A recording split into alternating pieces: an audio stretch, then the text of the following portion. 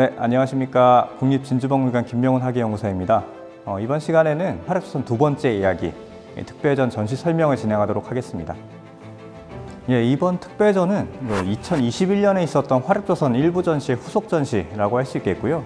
그 일부 전시가 채무선부터 임진왜란까지 조선의 화약무기 발전사의 전반부를 다루고 있다면, 이번 전시는 그 후반부, 즉 임진왜란 때부터 흥선대원군까지의 발전사를 좀 다루고 있다라고 말씀드릴 수 있겠습니다. 그럼 지금부터 전시실로 들어가셔서 좀 자세한 내용을 설명드리도록 하겠습니다.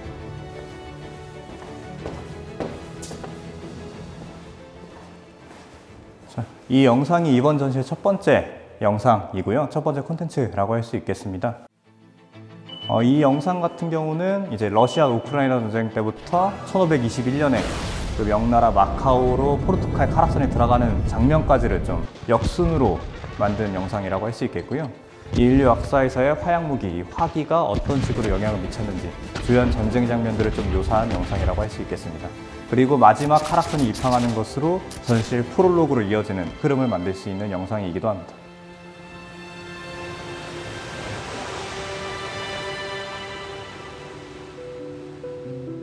이번 전시의 프롤로그 부분이고요. 프롤로그에서 첫 번째 부분을 담당하고 있는 대형 매핑 영상입니다.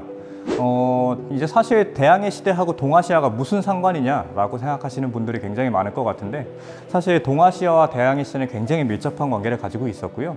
이 대항해 시대가 열린 이후에 포르투갈이 동방 항로를 통해서 이 중국까지 들어왔고, 그리고 스페인이 이 대서양 항로를 통해서 이 중남미 지역까지 진출을 했습니다. 그리고 그 과정에서 대규모 은광을 개발하게 됐고, 여기서 개발된 은광이 이 항로를 따라서 중국 그리고 동아시아까지 넘어오게 되는 게 이제 주요한 양상이라고 할 수 있겠고요. 그 사이에서의 다양한 교역품과 그리고 교역품 사이에서의 다양한 무기들이 동아시아로 유입되게 되는 결과를 낳게 되었습니다. 그리고 그러한 무기들이 동아시아사를 좀 뒤흔들게 되는 역할을 하게 되고요. 여기 포르투갈에서부터 인도를 거쳐서 이 중국, 마카오, 그리고 일본까지 포르투갈 배들이 왔다 갔다 했고요. 이 과정에서 일본 사람들은 태포라고도 부르고, 이 유럽에서는 아커버스라고 불렀던 이 중국과 조선에서 조총이라고 불리는 신무기가 유입되게 되었고, 중국으로는 이 마카오를 통해서 불랑기포라는 신무기가 들어가게 되었습니다. 그리고 스페인으로부터 대량의 은이 중국으로 들어가게 되었는데요. 당시 중국은 이 은을 중심으로 하는 경제 체계를 갖추고 있었고, 전 세계의 은이 중국으로 빨려 들어가게 되는 결과를 낳게 되었습니다. 일본 역시도 이 기회를 잘 이용했는데요. 사실 조선에서 개발되었던 이 연은분리법, 이 일본으로 유출되게 되면서 일본에서 어마어마한 양의 은이 생산되게 되었고, 그 은이 다시 중국으로 흘러 들어가게 되면서 일본은 어마어마한 이익을 얻게 되었고, 거기서 얻은 경제력을 바탕으로 조선을 침공하게 되는 배경이 되기도 하였습니다. 이러한 배경으로 봤을 때 결국 동아시아하고 대항해 시대는 굉장히 밀접한 관계를 가지고 있었고, 조선과도 무관하지 않은 역사적인 사건이었다라고 말씀드릴 수 있겠습니다. 이번 전시의 첫 번째 전시품인 포토시 은화입니다. 이 포토시라는 동네는 지금 현재 볼리비아에 있었던 대규모 은광을 말하는 것인데요. 이 스페인의 식민지였고, 여기서 대규모 은광이 발견되면서 많은 은을 생산되게 되는 이 스페인 제국의 주요한 식민지였습니다. 여기에서 생산된 은화는 당시에 전 세계로 많이 퍼져나가게 되었는데요. 특히 이 팔레알 은화가 주요한 은화였습니다. 은화를 보시면은 지금의 스페인 국장에 남아있는 많은 상징들이 남아있게 되고요. 이 은화는 1665년에 생산된 것으로서 이 순도는 92%에 해당하고 있습니다. 네, 이번 코너는 이번 프롤로그의 첫 번째 은의 바다라는 코너이고요. 당시에 이 은을 매개로 한 많은 교역이 일어났고, 그것으로 하여금 많은 사건들이 일어났기 때문에 이 은의 바다라는 이 이름을 사용을 했습니다. 당시 앞서 말씀드렸다시피 이 중국에 거대한 은에 대한 수요가 발생했고, 그것을 충족시켜줄 수 있는 스페인이나 그리고 일본과 같은 세력들이 생겨났으며, 그리고 그 가운데서 일본과 스페인의 또 이 수요를 충족시켜줄 수 있는 중국의 이 많은 공산품들이 있었기 때문에 둘의 이해관계가 맞아떨어져 가면서 많은 교역이 일어나게 되었는데요.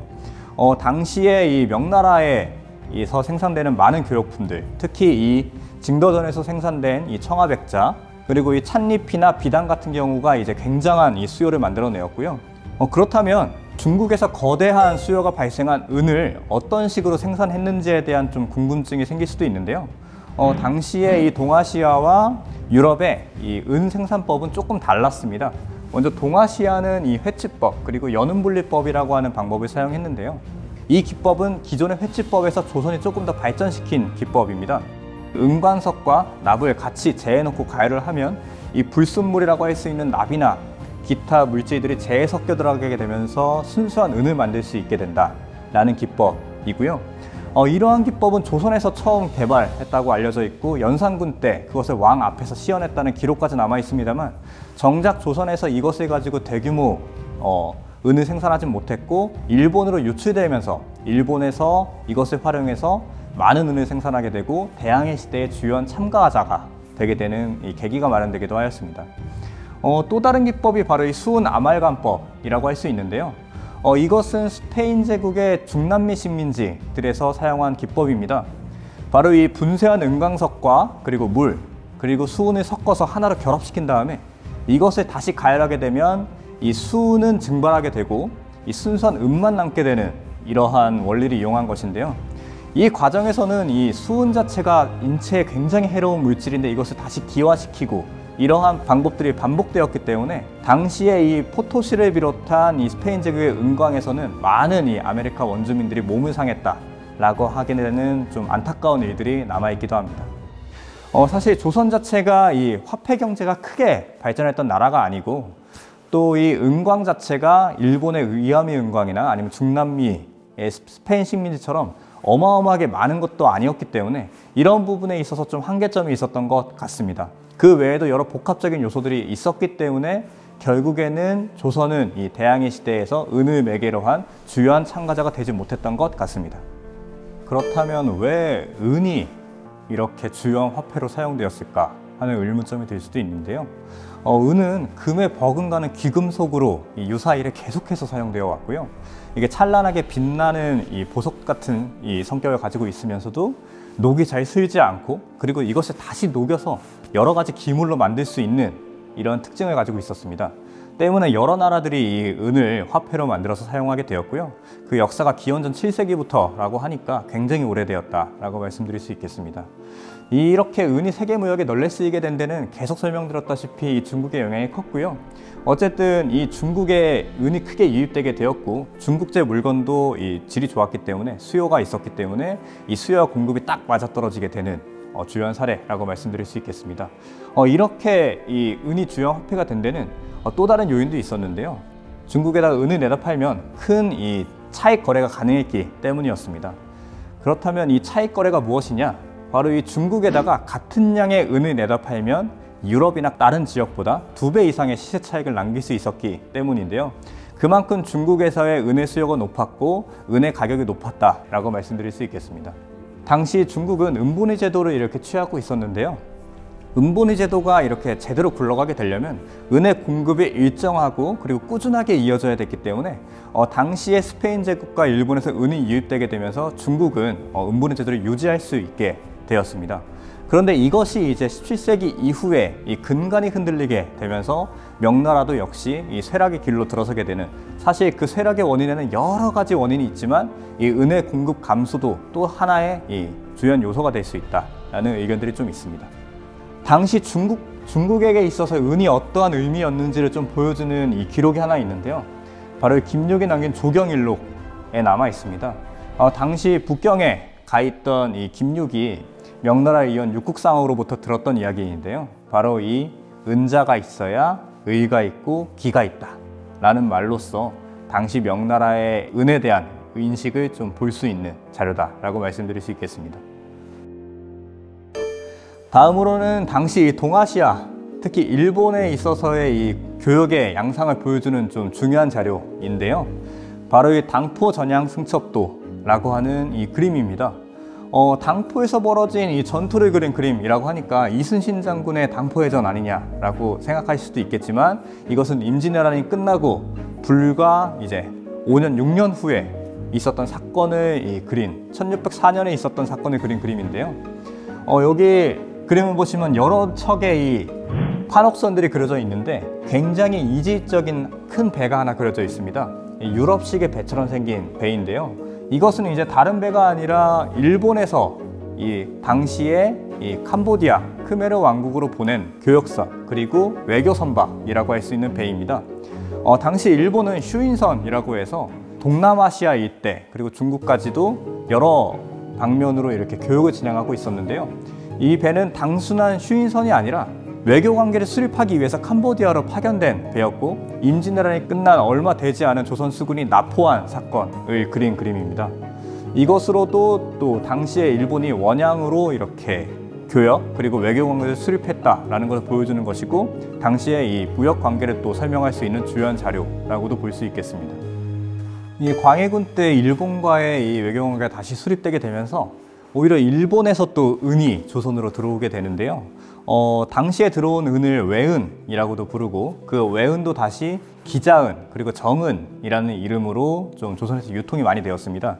특히 이 바둑돌 모양의 외은인 기자은이 많이 유통되었다고 하는데요. 여기에 있는 은이 이제 바둑돌 모양의 이 기자은이라고 할 수 있겠고 일본에서는 이러한 은을 두판은이라고 해서 마메타이긴이라고 사용했습니다.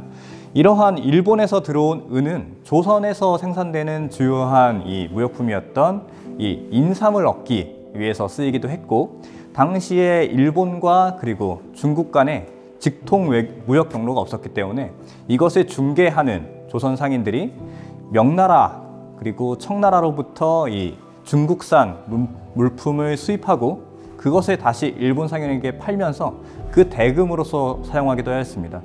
특히 인삼을 사기 위한 대금으로서의 외은은 인삼 대왕 고은이라고 해가지고 상당히 높은 순도로 만들어서 유통되었고 이러한 관계가 이제 17세기까지 지속되게 되었습니다.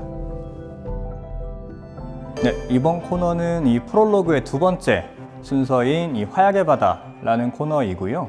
이 화약의 바다는 이 은의 바다를 통해서 흘러들어온 유럽제 병기들이 어떤 식으로 좀 동아시아에 들어오게 되었는지 그리고 어떤 무기들이 있는지 그것의 전달자들은 누구였는지 이런 부분들을 좀 설명드리는 코너라고 할 수 있겠습니다.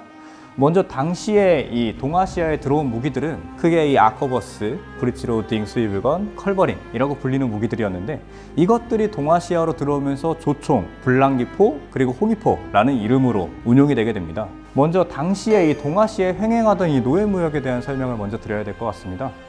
당시에 이제 일본의 전국시대가 시작되면서 일본의 노예무역 규모가 굉장히 커졌고 그 노예무역을 하게 되면서 다이모들은 그 대가로 나비나 초석 그리고 조총과 같은 군수물자를 좀 확보할 수 있게 되었습니다. 당시에 이 포로로 그리고 노예로 팔려나간 사람들은 일본 사람뿐만 아니라 조선인 그리고 명나라 사람 이런 많은 사람들이 이 노예로서 팔려나가게 되었고요. 당시에 이런 참상을 잘 남겨주는 기록들이 있습니다. 베니스의 개성상인이라는 이 책에서 보셨을 안토니오 꼬레아라는 사람이 나오는 카를레티가 쓴 세계 일주기 동방여행기라는 책이 있는데요. 이 책에 보면은 이 나가사키에 갔던 이 카를레티라는 이 이탈리아 상인이 여기에 팔려 들어가 있던 조선인 어린아이 노예들을 사서 그들을 다시 고아라고 불리는 이 인도 지역에 풀어주었다라는 내용이 있고 그 중에 한 명이 이탈리아까지 같이 와서 안토니오 꼬레아라는 이름으로 로마에서 잘 살고 있다라는 내용이 적혀 있기도 합니다. 또 여기 있는 월봉해상록이라는 책에 보면 이 임진왜란 당시에 이 정이득이라는 사람이 일본으로 끌려갔을 때 남긴 책인데요. 여기에 보면은 나고야성이라든지 당시에 일본의 항구들에 이 조선의 노예들이 굉장히 많았다라는 내용이 남아 있습니다. 이런 참상들이 잘 남아 있고요. 이러한 이 노예무역의 결과로 일본이 많은 수의 유럽제 병기들을 구입할 수 있게 되는 원동력이 되기도 하였습니다. 이러한 노예무역의 중심에는 또 이 왜구들이 있었습니다. 이 왜구라고 하면은 사실 이 고려 말에 활동했었던 이 해적 집단, 일본인들을 중심으로 한 해적 집단을 떠올리시는 분들이 많을 텐데요.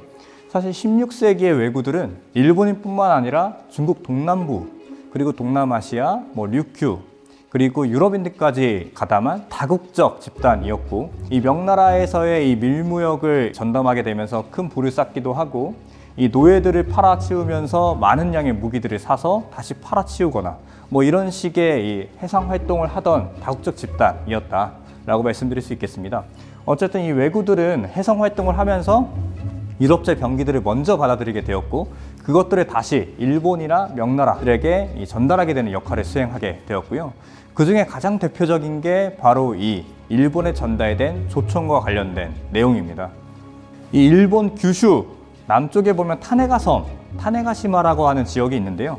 이 지역에 이제 조총이 처음으로 들어오게 되었고요. 당시에 이 조총을 전달한 집단은 많은 분들이 이제 포르투갈이라고 알고 있지만, 이 포르투갈이라고 보기보다는 이 왜구에 의해서 들어왔다고 보는 것이 조금 더 합당할 것 같고요. 당시 이 타네가 섬에 들어온 이 배의 주인이 명나라의 대왜구인 왕직이라는 사람의 배였고, 이 배에 이제 포르투갈 사람들이 타고 있기도 했습니다. 이 배에서 이제 조총, 태포라고 불리는 무기가 이제 유입되게 되었고요. 이 총에 대한 제조법까지 이제 국산화하고 난 후에는 순식간에 이제 일본 열도 전역으로 조총이 퍼지게 되었고, 이것을 활용한 전법까지 이제 개발되고 유입되게 되면서 일본 전역에 조총을 활용한 전투들이 벌어지게 되었습니다. 그리고 이러한 동력은 다시 조선으로 넘어왔을 때 엄청난 이 위력을 발휘하게 되는 이 결과를 초래하기도 합니다. 여기 있는 유물들이 일본 에도 시대 18세기에 사용되었던 조총들이고요. 조선의 조총들과는 뭐 원리상으로는 같지만 형태적으로는 좀 다른 모습을 보여주고 있습니다. 이러한 조총들을 활용해서 일본의 전국시대 오다 노부나가 같은 경우가 이 사카이 같은 지역들을 점거하게 되면서 당시에 이 조총들이 많이 생산되던 지역들을 먼저 선점하고 있었고 엄청난 경제력을 확보하고 있었기 때문에 많은 조총을 활용해서 전국 통일을 목전에 두기도 하였고요. 특히 이 아래에 있는 오호조츠 같은 이 큰 조총 같은 경우에는 뭐 공속 무기로도 사용될 수 있을 정도로 큰 위력을 발휘했다고도 하고요. 이러한 총기들의 특징은 바로 총구의 앞을 통해서 장전하는 전장식 총기라는 점인데요. 이러한 총기들의 종류에 대해서 또 설명드리도록 하겠습니다. 여기서부터는 이 동아시아에 유입된 이 유럽제 병기들에 대한 자세한 설명을 좀 드릴 건데요. 먼저 여기에 있는 것들이 이제 전장식 총기들입니다. 전장식 총기라고 하면 이 총구를 통해서 장전해서 발사하는 총기들인데요. 그 중에서도 당시에 동아시아에 유입되어서 널리 쓰였던 것이 바로 여기 있는 이 조총이고요. 이 총기 같은 경우에는 유럽에서는 아커버스라고 불렸던 총기이고, 그 중에서도 이 순발식이라는 원리를 가진 화승총입니다. 이 화승총이라는 것은 화승, 즉 이 새끼들의 불이 붙어 있는 것이 이 화약 접시에 닿게 되면서 격발되게 되는 원리를 가지고 있는 총기인데요. 특히 이 순발식이라는 것은 방아쇠를 당기면 곧바로 발사되게 되는 원리를 가지고 있습니다. 그리고 이 당시에 유입된 이 총기의 특징이 있는데요. 바로 이 개머리판이 없다는 겁니다. 여기 이 손잡이가 있습니다만 이것은 저희가 흔히 아는 이 견착식이 아니라 면착식의 원리를 가지고 있습니다. 이 구조적으로 보면 격발하게 되면 이렇게 뺨에다가 총을 대고 방아쇠를 당기면 곧바로 이렇게 화약 접시에 닿게 되면서 격발되는 원리를 가지고 있고요. 오히려 동시기에 유럽에서 사용되었던 화승총은 이 완발식의 화승총을 사용을 했었고, 이렇게 발사 레버나 방아쇠를 당기게 되면 당기는 힘만큼 이렇게 화약 접시에 화승이 닿게 되는 원리를 가지고 있었습니다. 이런 전장식 화승총은 유럽에서는 지속적으로 발전을 했고요. 이 화승 같은 경우에는 날씨에 따라서 사용하지 못하는 상황이 많이 벌어졌기 때문에 이 부싯돌을 끼워서 발사하게 되는 이 수석식 총이 개발되게 되었고, 이 마지막 단계에는 이 뇌홍이 담겨 있는 뇌관을 끼워서 발사하게 되는 이 퍼커션 캡 뇌관식 총이 개발되게 되었습니다. 다음으로는 이 대항해 시대 무장상선을 좀 표현해본 전시 연출을 먼저 좀 보실 수 있겠는데요. 이 배에 실려 있는 무기들이 이제 대항해 시대 당시에 좀 유럽으로부터 들어온 무기들이라고 말씀드릴 수 있겠고요. 그 중에서 좀 대표적인 게 바로 이 블랑기포입니다. 이 블랑기라는 이름은 이 프랑크를 음차한 말인데요. 그 이름으로도 이제 어디서 들어왔는지 좀 유추할 수 있겠고요. 이 포 같은 경우는 포르투갈로부터 명나라로 유입된 포입니다. 대체적으로 1521년에 들어왔다라고 좀 알려져 있는데요. 이 포 같은 경우에는 특징이 바로 이 연속 발사가 가능한 포라는 점이 특징이 하나가 있고, 이 전, 후 이렇게 움직이면서 이렇게 쏠 수 있는 선회포의 특징을 가지고 있다라는 것도 좀 특징이라고 할 수 있겠습니다. 바로 보시면 이 쐐기를 빼고 이 자포를 계속해서 갈아 끼우면서 연속 발사가 가능하다라는 것이 이전의 화포들과는 좀 다른 점이고요. 또 이전 화포들이 이 전장식 총기와 똑같이 총구를 통해서 장전을 했다면 이 포는 이 후미를 통해서 장전하기 때문에 후미 장전식 포의 특징도 가지고 있습니다. 이런 화포 같은 경우에는 도입되자마자 이제 명나라나 조선에서 주력 화포로 사용하게 되었습니다. 또 여기에 있는 포 같은 경우가 이제 이 자포만 없는 형태의 선회포인데요. 동남아시아에서 사용한 포입니다. 이러한 포들은 원래는 하나의 탄환을 놓고 쏘는 포로 운영되었었는데 조선 같은 경우에는 이후 수종 때부터는 여러 개의 이 산총을 놓아서 쏘는 이 산탄포의 이 기능도 함께 수행하였습니다. 다음으로는 좀 또 널리 알려진 포라고 할 수 있는 홍이포인데요. 이 홍이포라는 말은 이 홍모이 빨간색 털을 가진 이 오랑캐, 즉 유럽인들의 썼던 포라는 의미를 가지고 있고, 이 포 같은 경우에도 이제 유럽을 통해서 명나라로 들여온 포입니다. 명나라가 이 홍이포를 국산화하게 되면서 후금과의 전쟁에서 이제 크게 잘 써먹게 되고요. 이것을 다시 이제 후금 이후에 청나라가 도입하게 되면서 병자호란 때는 오히려 조선을 압박하는 수단으로 사용되기도 하였습니다. 기존의 동아시아 화포보다는 훨씬 큰 이 모습을 보여주고 있지만 유럽에서는 이 컬버린급이라고 불리는 화포로서 그렇게 엄청 큰 화포는 아니었습니다만 주로 배에서 많이 쓰였고요. 조선도 이것을 가지고 국산화를 했습니다만 주요한 화포로 사용하지는 못했던 것 같습니다.